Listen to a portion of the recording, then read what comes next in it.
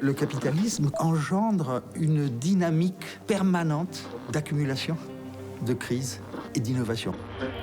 I believe that open markets and free enterprise are the best imaginable force for improving human wealth and happiness. Je pense que les forces sociales et politiques sont les forces centrales dans la dynamique du capitalisme. Did you ever have a moment of doubt about capitalism? Is there some society you know that doesn't run on greed? Comment Adam Smith verrait-il le monde économique qui nous entoure? Je crois que Keynes aurait dit qu'il y a une faille dans l'économie. Hayek a écrit La route de la servitude comme un avertissement. Il faut toujours être prudent avec Marx et ses bons mots. Pour moi, Polanyi a été un séisme intellectuel. Si je devais caricaturer Ricardo, je dirais qu'il ressemble à George Soros. Si vous retournez chez Adam Smith, Marx, Schumpeter, vous avez des embryons de mécanismes vous permettant de comprendre la crise actuelle. D'où vient le capitalisme? D'une évolution naturelle de nos sociétés? Ou de théories élaborées au fil des changements politiques et technologiques? Nous sommes tous partie prenante d'un système dont nous connaissons mal les origines. Et pourtant, cette histoire devrait nous éclairer sur notre présent et notre avenir.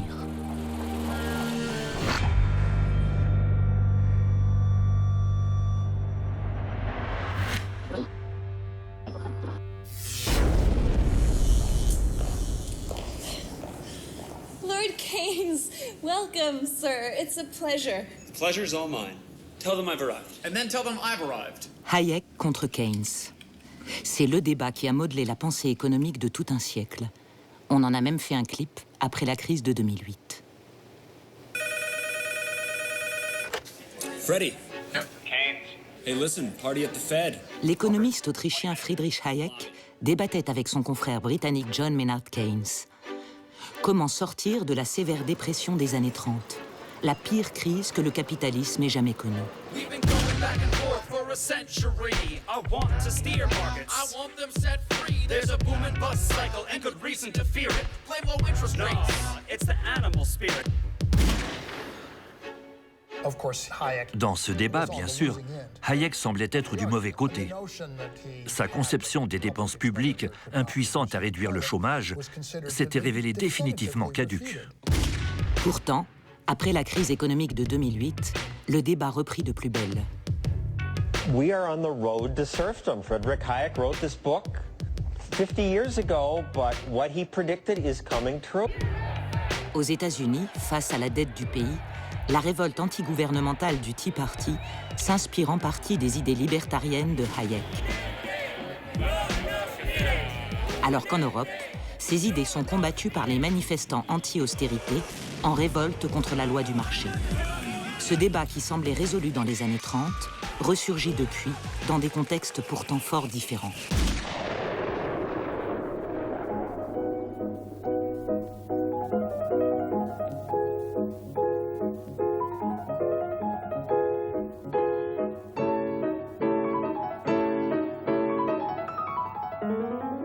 We've come to Freiburg in West Germany, where I'm going to be talking to Professor Friedrich von Hayek. Professor Hayek, I'm sure you'll be well aware that to many people in Britain, and particularly on the left, you are a kind of bogeyman. You are believed to want to throw people out of work, send children down the coal mines again, grind the faces of the poor in general. I don't suppose you share that view of yourself. Well, naturally, I don't share it, but I must say I understand it. If you tell somebody that his past has led him to the morass, to withdraw may be even more painful than to go on where you are.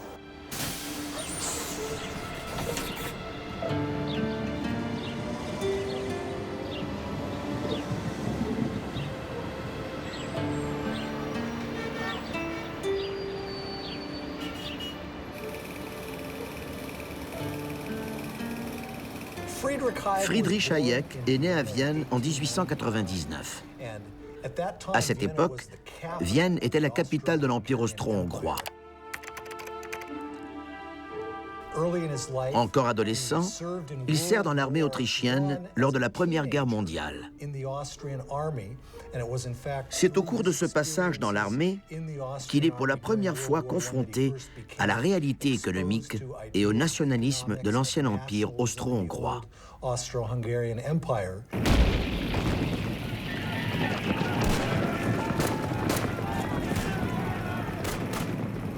Chère mère, je me trouve à un poste avancé, dans une tranchée appelée par euphémisme le trou des héros.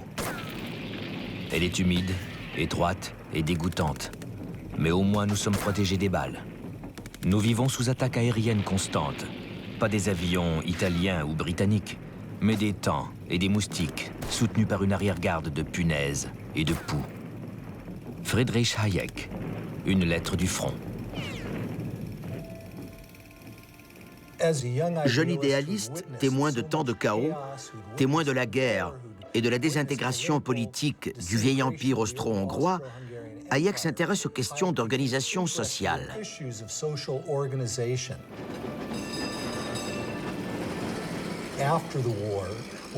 Après la guerre, de retour dans la capitale, il s'inscrit à l'université de Vienne, qui, immédiatement après la Première Guerre mondiale, accueille de nombreux étudiants de tout l'Empire.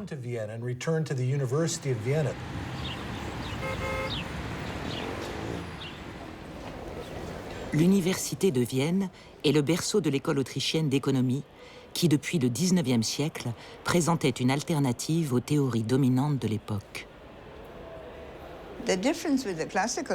La différence avec l'économie classique était qu'il traitait non pas de grandes entités sociales, de classes, mais qu'il s'intéressait aux individus, aux décisions des acteurs individuels du marché.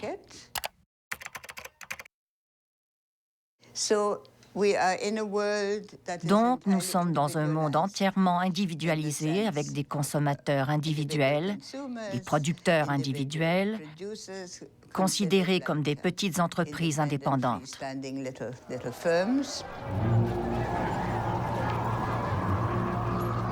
Et c'était un individualisme extrême. Je pense que c'est une affaire de classe. C'était la peur panique du bolchevisme. La révolution russe avait eu un impact énorme en Europe. Elle terrifiait littéralement les classes possédantes à travers tout le continent. Et même les mots utilisés, la dictature du prolétariat, il y avait de quoi avoir peur.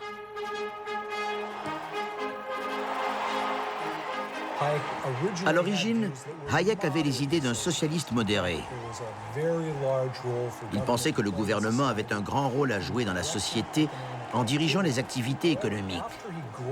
Cependant, après avoir reçu son diplôme de l'université de Vienne, il a commencé à suivre les cours de Ludwig von Mises, un grand économiste autrichien qui a vraiment persuadé Hayek que le problème avec le socialisme n'était pas qu'il n'était pas souhaitable s'il se révélait applicable, mais plutôt qu'en pratique, le socialisme n'était pas réalisable.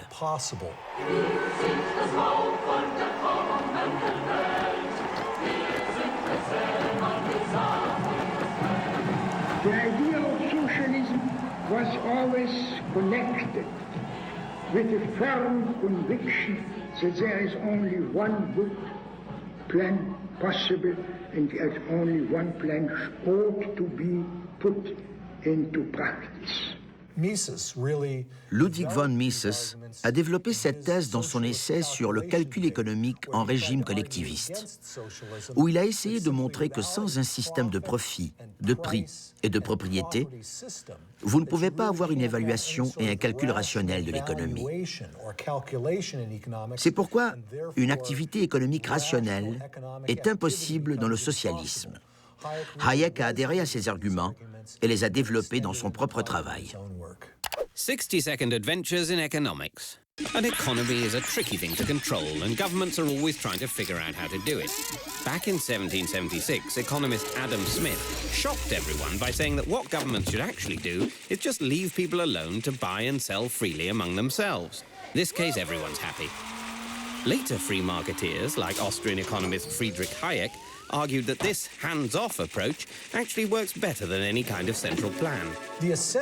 L'idée essentielle de Mises et Hayek est que les prix sont nécessaires pour orienter la production. Il n'existe pas de substitut au système des prix, parce que ce sont les prix qui donnent la valeur relative de tous les biens de la société.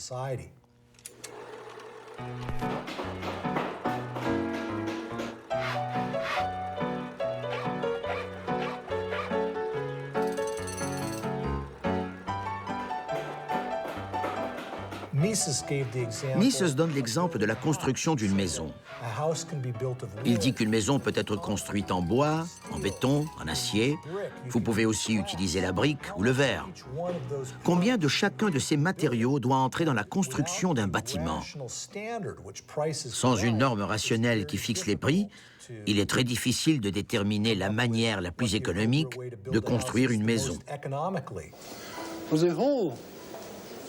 Order of international cooperation has been built on such a signaling system. And these signals, you mean, are the prices in a free market? Entirely the price in the free market, which alone have made the present level of wealth possible. Isn't it a philosophy based essentially on selfishness? What about altruism? Where does that come in? It doesn't come in. See, both altruism and solidarity are very strong instincts which guided man in the small group where he was serving known other persons, when his efforts were directed to the needs of familiar people.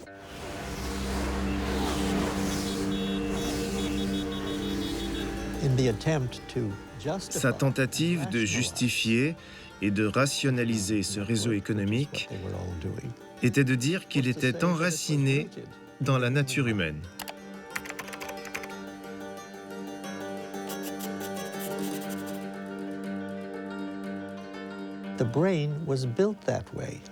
Le cerveau est ainsi fait et c'est rationnel. Tout autre type de système économique serait ou ingérable ou simplement irrationnel, sans ces garde-fous que sont les prix.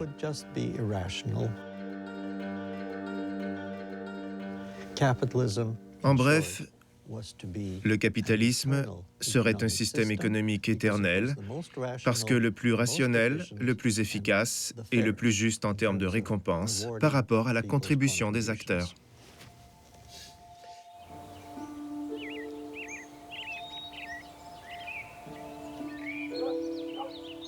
Si les idées de Hayek ont été forgées dans le chaos de la Première Guerre mondiale, John Maynard Keynes a mûri intellectuellement dans cette maison de Charleston, en Angleterre. C'est là que le jeune homme s'est émancipé de l'éducation rigide reçue au prestigieux pensionnat pour garçons d'Eton.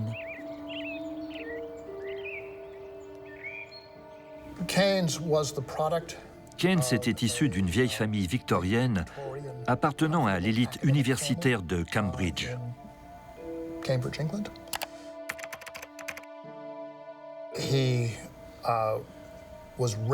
Il a été élevé et éduqué dans un milieu de philosophes et de mathématiciens.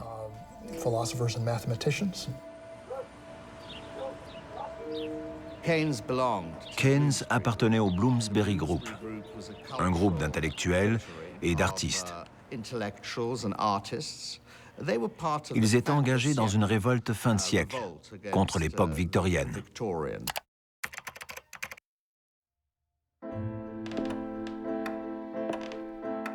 On trouvait cette révolte dans l'art, dans la littérature et dans la philosophie. Et il disait en substance, une nouvelle ère commence et nous en faisons partie.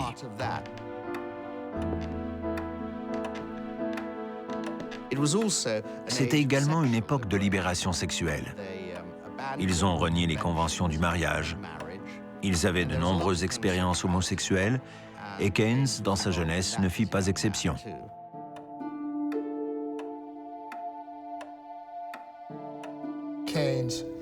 Keynes s'est plongé dans l'économie politique, principalement lors de la Première Guerre mondiale.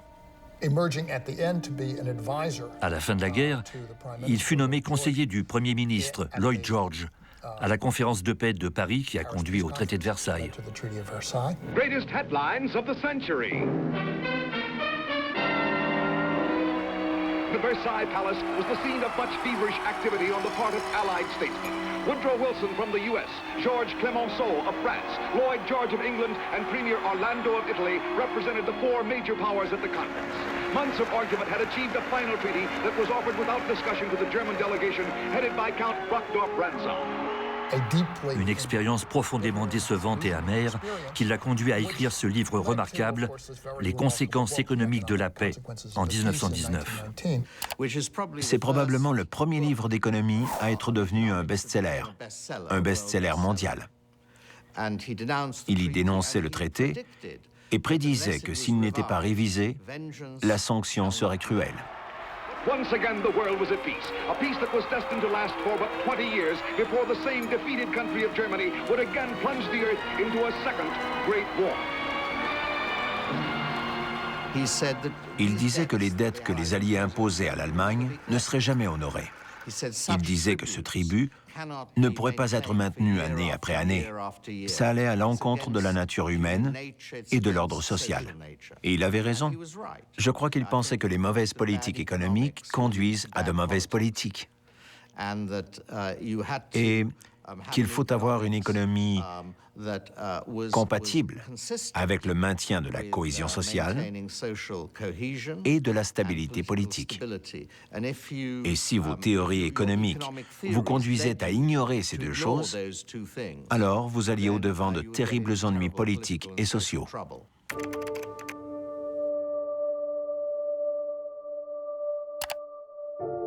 Mais un tel mélange de politique, d'observation sociale et d'économie était étranger à Hayek et à l'école autrichienne d'économie. Chez Hayek, effectivement, on ne prend absolument pas en compte le phénomène des réparations et des circuits de la dette entre les divers pays belligérants, les États-Unis, après la Première Guerre mondiale. C'est le mérite de Keynes d'avoir illustré que ceci était un mécanisme impossible. Mais il est assez normal que Hayek ne l'ait pas détecté parce que dans sa théorie, à l'extrême rigueur, le taux d'intérêt jouait un rôle dans la processus de capital, mais le crédit en lui-même n'était pas traité. En reconsidérant le traité de Versailles, Hayek aurait peut-être admis que la bulle spéculative qui avait éclaté en 1929 et déclenché la dépression avait pris racine dans l'insistance des États-Unis à être remboursés pour les prêts accordés à leurs alliés pendant la guerre. Les Alliés se sont tournés vers l'Allemagne. Vous devez nous rembourser pour que nous puissions acquitter la dette que nous avons contractée auprès des États-Unis pour vous vaincre. Et en vertu du traité de Versailles, la dette allemande était infinie, sans limite. Le remboursement des prêts s'est mis en place, mais il exigeait de maintenir les taux d'intérêt artificiellement bas pour que les pays puissent payer leurs dettes. Les investisseurs à la recherche de rendements plus élevés se sont alors tournés en masse vers le marché boursier. Soaring out into the wild blue yonder, stocks hit what looks like a permanently high plateau. But conditions are fundamentally sound, aren't they? On s'aperçoit que la différence entre Keynes et Hayek, c'est que Keynes s'intéressait beaucoup au marché boursier, observait l'économie. Il observait l'économie et voulait la théoriser. Hayek voulait une théorie normative de l'économie. Et donc, les phénomènes qui ne rentraient pas dans la théorie, il ne les observait pas.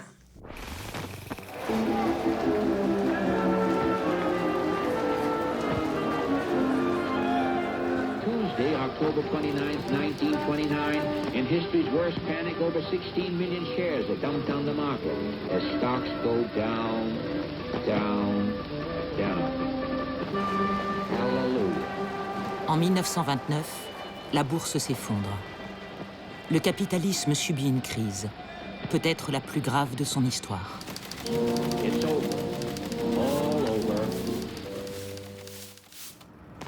Once I lived a life of a millionaire. And in my money I didn't care. Le taux de chômage dans de nombreux pays dépasse les 25%. La production industrielle des États-Unis chute de moitié. On enregistre un effondrement des exportations à travers toute l'Europe. Les économistes ne savent plus comment enrayer le mouvement.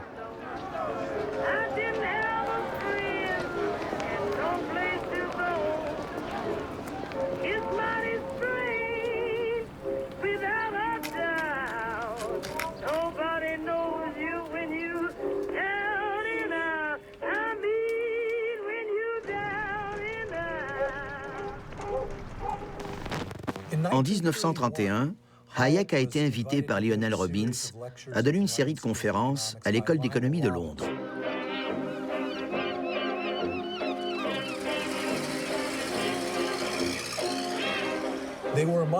Ces conférences étaient parmi les plus brillantes que les économistes britanniques aient entendues. Elles semblaient donner une réponse à ce qui n'allait pas avec la Grande Dépression.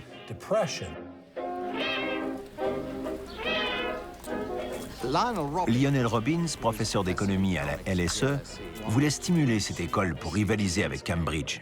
Donc il s'est dit qu'il allait faire venir ce brillant jeune homme à la LSE, d'où il pourrait contester la domination de Cambridge. Car Cambridge, à l'époque, était la référence académique en économie en Grande-Bretagne.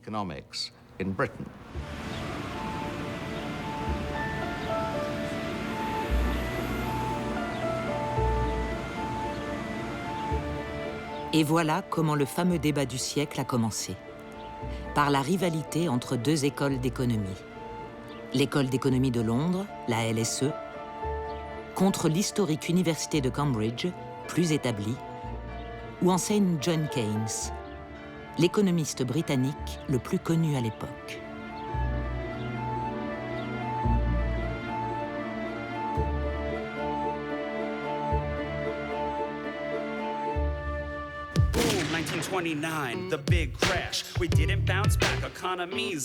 Keynes, qui avait prédit la crise plus de 10 ans avant, devait avoir la solution.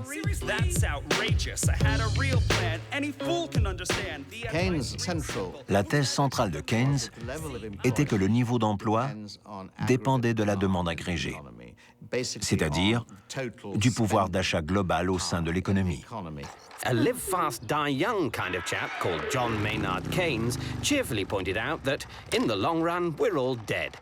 So to avoid the misery of unemployment, the government should instead spend money to create jobs. Whereas if the government tightens its belt when people and businesses are doing the same, less is spent, so unemployment gets even worse. Si tout le monde veut augmenter son épargne, et si les gouvernements décident de réduire les dépenses, cela fait baisser les dépenses totales et entraîne la récession.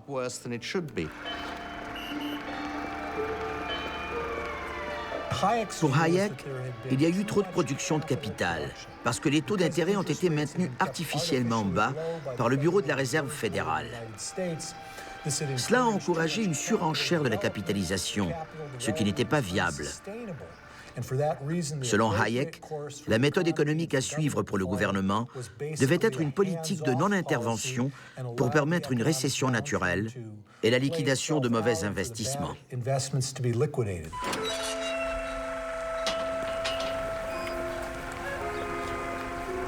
Pendant que Hayek est à Londres, ses idées sont mises en pratique en Allemagne.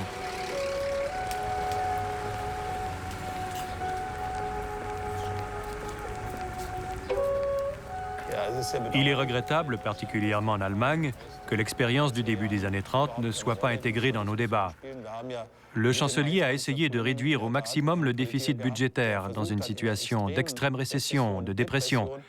Et Brüning a réussi, c'est impressionnant. Germany, which is putting all her energies to the gigantic task of setting their house in order by hard work and sound economy, will she be encouraged in a heroic struggle for reconstruction and stability. Il a fait des économies telles que dans cette phase d'extrême dépression, l'Allemagne n'a presque pas eu de déficit. Mais les conséquences ont été catastrophiques, avec un déclin de l'activité économique, une forte déflation et une augmentation extrêmement forte du chômage, qui a conduit en Allemagne à toutes ces graves conséquences politiques dont le monde entier a souffert. La vengeance sera terrible, annonçait Keynes dans son livre. Son avertissement sur les coûts sociaux liés aux décisions économiques s'est confirmé lors de la campagne électorale de 1932 en Allemagne. 13 Jahre lang haben sie wirtschaftlich, politisch bewiesen, was zu leisten sie fähig sind. Eine Nation wirtschaftlich zerstört, den Bauernstand ruiniert, den Mittelstand verelendet, die Finanzen in reichen Ländern, in den Kommunen zerrüttet, alles bankrott und 7 Millionen Arbeitslose. Sie können sich finden, wie sie sich finden wollen. Dafür sind Sie verantwortlich.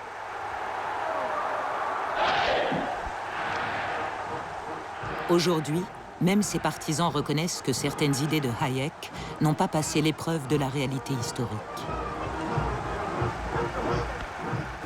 J'ai eu un entretien avec Milton Friedman et il m'a dit « Je ne comprendrai jamais pourquoi tous ces gens à la London School of Economics ont été tellement impressionnés par Hayek. Rétrospectivement, c'est un mystère. »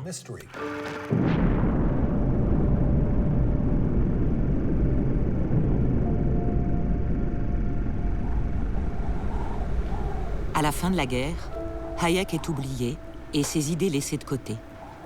Ce que dit Keynes retient bien plus l'attention des sociétés en train de rebâtir sur des ruines. Le Japon a perdu la guerre en 1945 et la nation entière a été dévastée. Nous devions reconstruire le pays.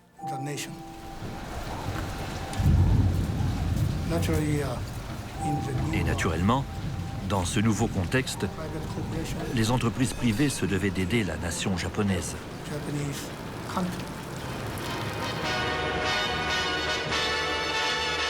You could imagine yourself at Earl's Court if you wandered into the New York Motor Show. There were so many British cars there. A great thing for the export trade. The Japanese section attracted a lot of interest. Exports are as vital to them as to our own country. Pour devenir plus fort, meilleur économiquement parlant, nous devions exporter des automobiles. En gagnant des devises, nous pouvions importer du pétrole, de la nourriture et tout ce dont le pays avait besoin. C'était un des devoirs de Toyota d'exporter pour obtenir des devises.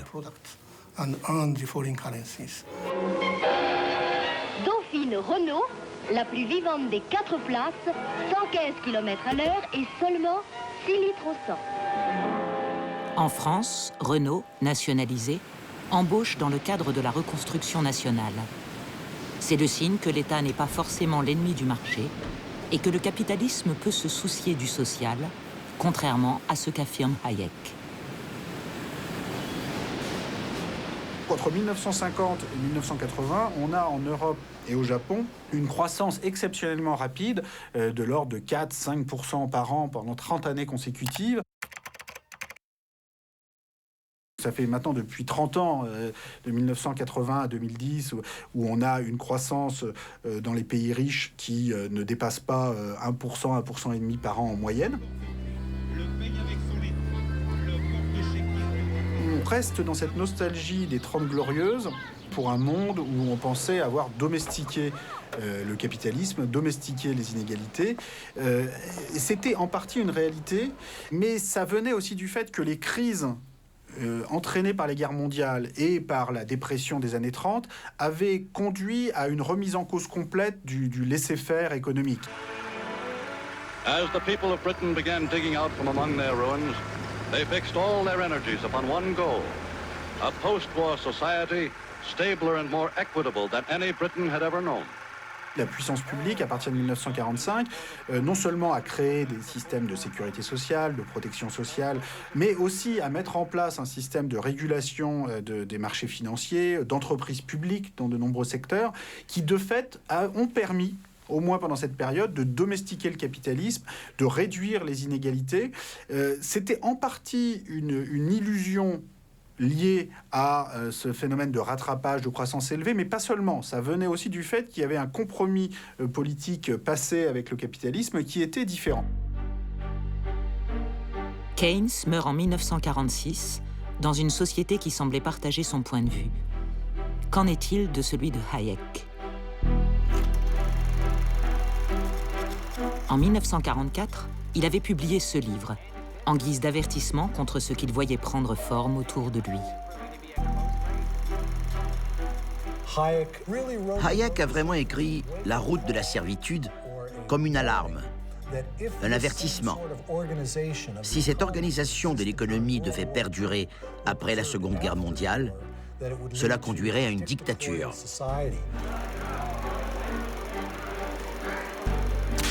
Pour Hayek, les racines du fascisme et du nazisme ne résident pas dans l'effondrement économique, provoqué en partie par le libre marché non régulé, mais dans son exact opposé, l'abandon des idées libérales qui constituent la base du libre marché. La régulation et l'intervention de l'État, selon lui, nous ont menés à la servitude par le passé et nous y mèneront à nouveau.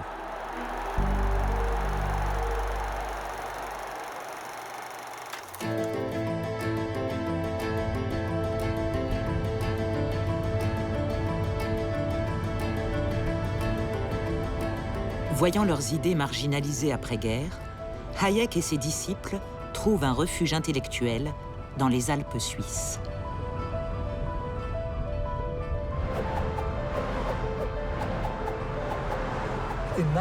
En 1947, Hayek a fondé la Société du Mont Pèlerin, qui tire son nom de la montagne suisse où se tint la première réunion de cette association.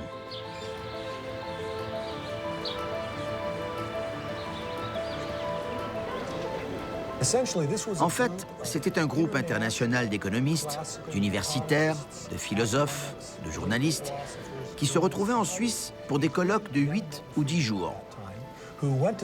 Le jeune Milton Friedman y participait.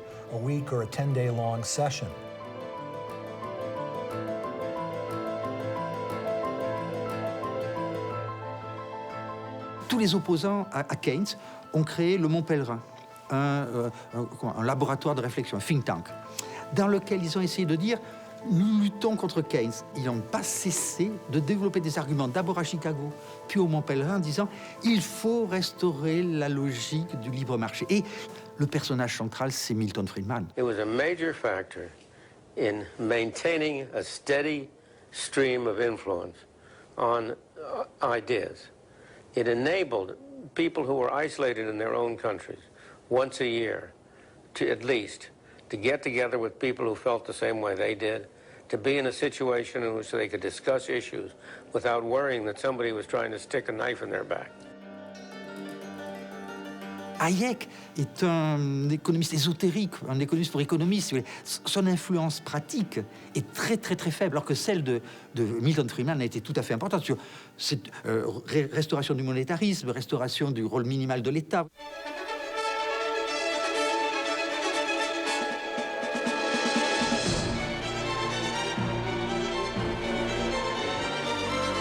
Si l'Europe d'après-guerre résiste à la vision du marché autorégulé de Hayek, l'Amérique, suspicieuse à l'égard du gouvernement, y est bien plus favorable.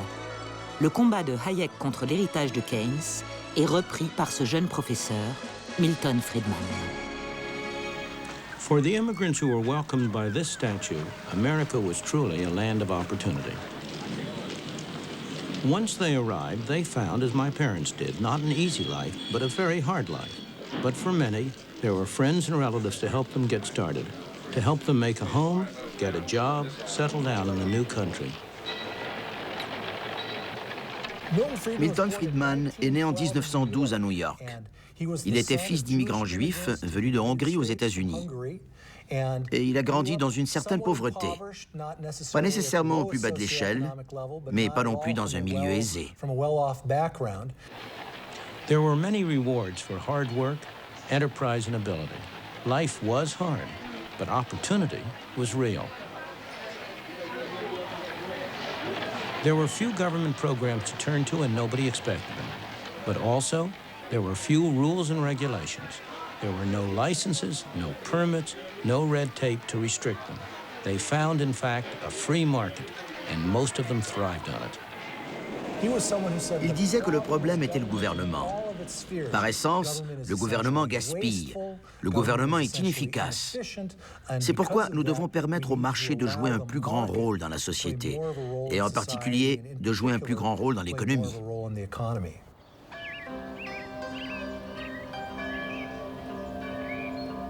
Alors que Hayek, immigré de la vieille Europe, avait eu du mal à obtenir un poste permanent d'enseignant aux États-Unis, Milton Friedman, né américain, peut s'appuyer sur une forte institution universitaire. L'empreinte de l'école de Chicago à l'extérieur de Chicago, en dehors de nous, n'est qu'à moitié idéologique. Milton Friedman a écrit La liberté du choix et d'autres livres qui étaient des professions de foi. Mais dans ses cours, il n'a jamais rien enseigné de cet ordre. Nous n'avons jamais eu un seul message dans l'esprit de la liberté du choix. Il nous apprenait le fonctionnement du système des prix et des êtres humains dans la sphère économique. J'ai été l'un des premiers étudiants de Milton Friedman. J'ai découvert plus tard que parmi les étudiants de Milton Friedman, il y avait deux groupes. Un des groupes est devenu celui de ses disciples pour la vie. Ceux de l'autre groupe ont été définitivement vaccinés et ont rejeté ces idées. Bien sûr, j'étais dans le deuxième groupe.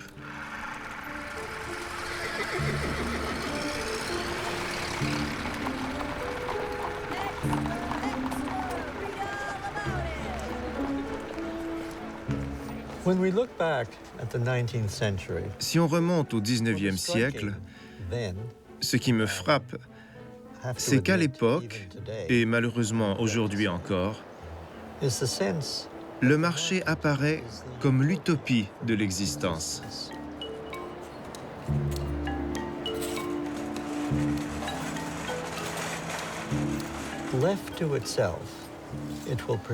Livré à lui-même, il est supposé générer bienfaisance et abondance, aboutir à un parfait résultat, et en plus, il s'autorégulerait.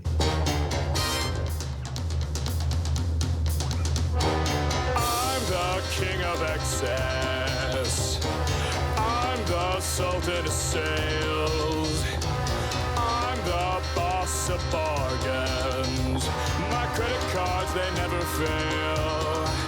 I got a 700-something on my beacon score, which means I don't own a thing and I can buy even more. I'm a buffet-eating, tablet-reading, lovable guy. I get the best of the best that my money can't buy. It's a wonderful life with my red-headed wife. L'idée de liberté, elle est grande pour ceux qui ont une grande réserve de richesse ou de crédit. Elle est nulle pour le salarié, le prolétaire ou le pauvre paysan africain. Et on joue sur l'idée de contrats entre égaux. Mais les contrats entre égaux sont des choses assez rares dans le capitalisme.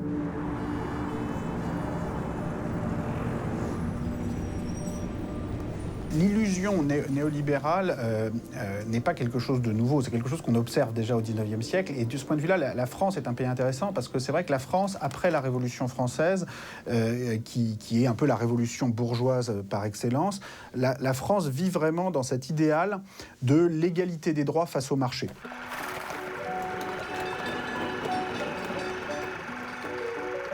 Il y a cette illusion que ça suffit pour conduire à l'égalité tout court, c'est-à-dire l'égalité face au marché, avec des systèmes de droits de propriété bien protégés et des marchés aussi concurrentiels et libres que possible.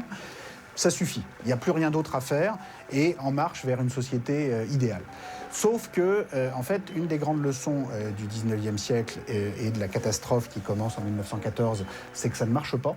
C'est difficile à définir, mais ce qui est certain, c'est qu'en 1913, en France ou en Europe, ce n'est pas raisonnable. On a 70% des patrimoines qui sont détenus et transmis par 1% de la population.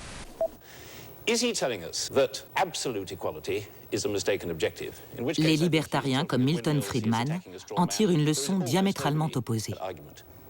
When you say that it is wrong for government to intervene in the free enterprise system to do something about inequality, you evoke a model of a free enterprise system which does not exist and has never existed to a significant extent in history or anywhere in the world. I agree with you that everything called free enterprise is not free enterprise. But I challenge you to find a single example in history at any time of any society where people have been relatively free, and I don't mean merely what you call merely economic freedom. I mean freedom in the full sense. I mean freedom of individuals to pursue their own objectives, their own values, to live their lives. I want you to name me any society in which you've had any large measure of that freedom, where capitalism and free enterprise has not been the predominant mechanism for controlling economic activity. On s'imagine aujourd'hui qu'il suffit d'avoir des marchés plus libres, plus concurrentiels, pour aboutir à une société harmonieuse et à une répartition des richesses, si ce n'est égalitaire, du moins raisonnable dans cette inégalité. Eh bien non, il n'y a rien dans cette logique du marché libre et parfaitement concurrentiel qui garantit ça, pour une raison qu'on peut résumer assez simplement, qui est que structurellement, des marchés très libres, concurrentiels, n'empêchent absolument pas le fait que le rendement du capital puisse être de façon permanente supérieur au taux de croissance, ce qui génère presque inévitablement une concentration très très forte des patrimoines. Cette leçon de la fin du XIXe siècle s'est perdue alors qu'a commencé le déclin économique de la Grande-Bretagne et des États-Unis. Au début des années 70, c'en était fini des 30 glorieuses. Avec la crise, l'ingérence du gouvernement dans l'économie est désormais perçue comme un obstacle à la croissance. Milton Friedman et Friedrich Hayek sont de retour. À partir des années 70-80, on voit notamment au Royaume-Uni et aux États-Unis des mouvements politiques qui veulent remettre en cause cette plus forte intervention de l'État dans l'économie. Je pense en grande partie du fait d'une réaction face à un sentiment justement de rattrapage par les perdants de la guerre. C'est-à-dire, on est très marqué dans les années 70 par le fait que l'Allemagne, le Japon, bientôt la France, voire l'Italie, sont en train de doubler le Royaume-Uni, rattraper les États-Unis. Et des mouvements politiques se mettent à dire ça va pas du tout, c'est l'État-providence nous a ramollis, il faut en revenir à un espèce de capitalisme mythique du 19e siècle, sans État, qui va enfin redynamiser les entrepreneurs anglo-saxons.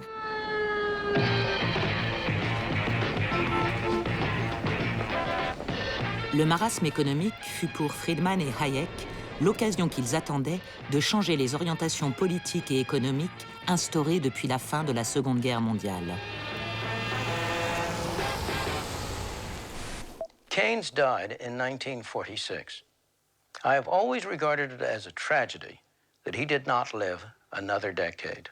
He was the one man who had the standing, the personality, the force of character to persuade his disciples not to carry too far some ideas which were good for the 1930s, but which did not apply in the post-war situation. La vérité, c'est que ce rattrapage des 30 glorieuses, dans lequel les pays qui avaient le plus souffert des guerres, Allemagne, France, Japon, Europe continentale, allaient rattraper les États-Unis ou le Royaume-Uni, ce serait produit de toute façon. Donc c'était pas... Bon, mais politiquement, ça a été utilisé pour remettre en cause l'État-providence.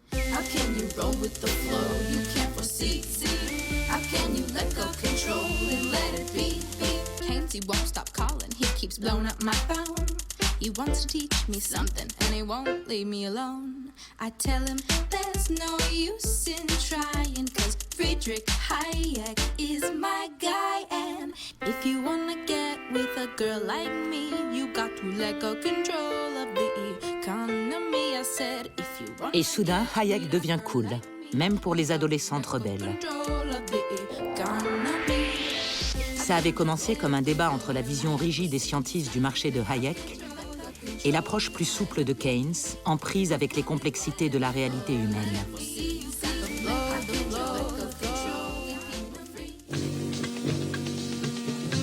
« 40 ans plus tard, les rôles s'inversent. Les disciples de Keynes sont à présent perçus comme les supporters d'un modèle rigide. Milton Friedman et Friedrich Hayek deviennent les champions de la liberté, en prise directe avec la réalité. The failure of the Keynesian system, the inflation, return of unemployment, all that, first confirmed my prediction in the strictly economic sphere.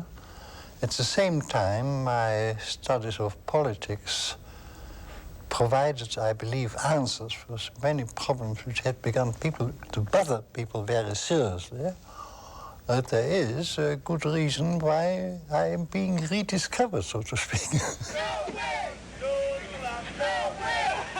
1975, we worked under a contract that's seen our job security eroded, our working conditions fall apart, and our money wages held intact while prices of living go up and up, and we are tired of it. Oui, il y a alors de bonnes raisons de redécouvrir les idées de Hayek. Elles arrangent les dirigeants financiers qui voient leurs intérêts commerciaux touchés par l'inflation et les conflits sociaux s'enliser. L'activité économique en baisse fait chuter les profits. Donc il y a eu ce que nous appelons en économie une contre-révolution, inaugurant ce qu'on appelle maintenant l'agenda néolibéral, la déréglementation, la privatisation. Ladies and gentlemen, the next president of the United States of America, Ronald Reagan. Durant les années 1980, à la fois Margaret Thatcher en Angleterre et Ronald Reagan aux États-Unis ont tenté de mettre en œuvre des politiques qui étaient influencées philosophiquement et dans la pratique par Hayek et Friedman. I would like to think that the kind of leadership that I would exercise in Washington is not the kind of leadership that I would pretend that I can solve all the problems I've been discussing here, but that together, you and I can. I would like to take the lead in taking government off the backs of the American people and turning you loose to do what I know you can do. Her supporters called it her biggest achievement. Others called it her terrible legacy. Margaret Thatcher's battle with the miners was a defining moment not only in British industrial relations, but also in British history. What we've got is an attempt to substitute the rule of the mob for the rule of law. And it must not succeed. La contre-révolution, les politiques dites néolibérales mises en place par Thatcher et Reagan au début des années 1980 ont été conçues pour restaurer la discipline du capital sur le travail. Et c'est ce que cela a engendré. Parce que nous savons maintenant que les revenus et les salaires moyens aux États-Unis, en valeur réelle, n'ont pas augmenté depuis 1980, bien que la productivité ait augmenté.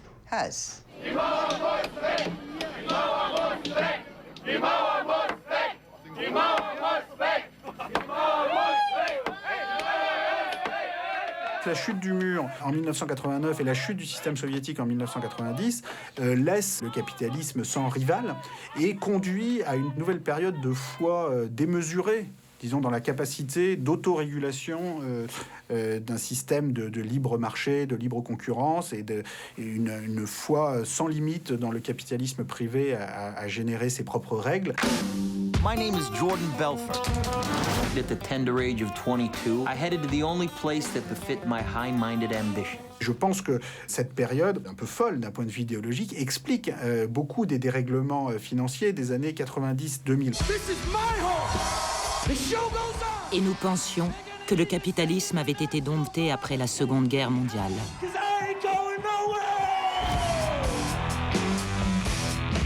Dans la nostalgie des 30 Glorieuses, il y a aussi la nostalgie d'un monde où on avait passé un nouveau compromis, mais qui était précaire néanmoins. Bonjour, pouvez-vous venir avec moi? Je vais vous présenter une petite merveille, la 4 chevaux Renault.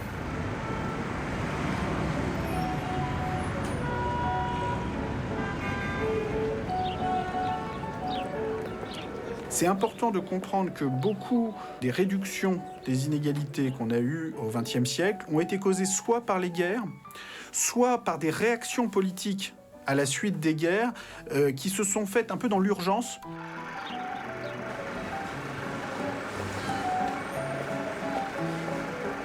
La réduction des inégalités n'est pas la conséquence tranquille du processus démocratique parlementaire. Dans leur vision du capitalisme mythique et indomptable du XIXe siècle, Milton Friedman et Friedrich Hayek n'ont jamais débattu des éléments qui, nous le savons aujourd'hui, ont contribué à ces ravages. L'inégalité, la dette et la spéculation. Milton Friedman a suivi la théorie de Ricardo. La dette ne peut pas créer de problème. Même s'il qualifiait son approche de monétariste et disait que l'argent comptait, la réalité dans son approche est que l'argent n'a pas d'importance du tout, ni la richesse. Vous avez cette vision étroite de la doctrine de l'école de Chicago qui a été adoptée par les banquiers. Ne réglementez pas la banque, ne réglementez pas Wall Street. Ayez une économie déréglementée.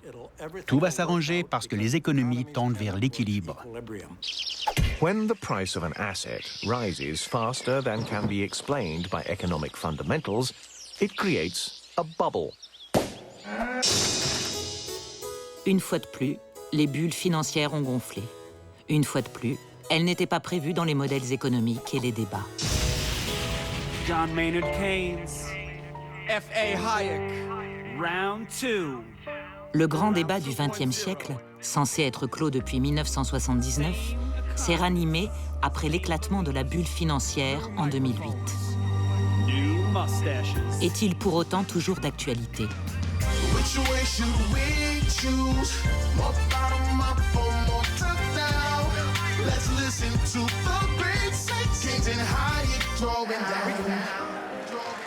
Je crois que toute la théorie économique contemporaine, sauf les hétérodoxes, les marxistes, etc., est bâtie sur l'idée d'un système tellement rationnel qu'il ne peut pas aller à la crise.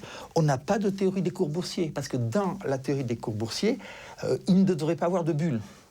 Et pourtant, il y a des bulles qui apparaissent régulièrement. Mais la théorie ne peut pas les formaliser, donc elles sont irrationnelles, donc on ne les met pas dans la théorie. Et voyez à nouveau l'aspect intéressant. Donc vous avez des explosions du crédit spéculatif, vous avez des bulles boursières, mais la théorie dit que ça ne devrait pas exister.